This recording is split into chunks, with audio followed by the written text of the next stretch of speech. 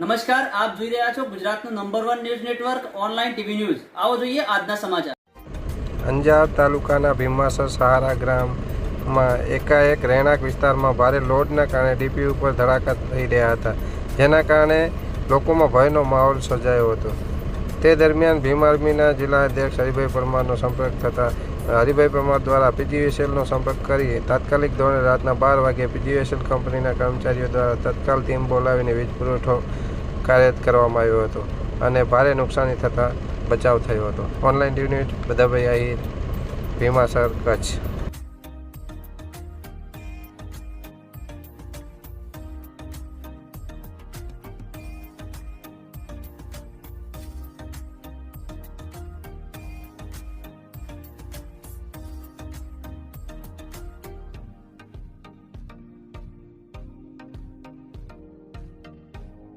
સહારા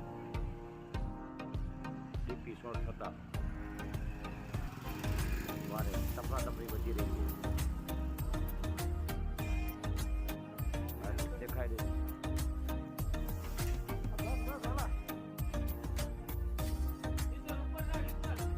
1 કલાકથી સ્થિતિ આવી બની રહી છે।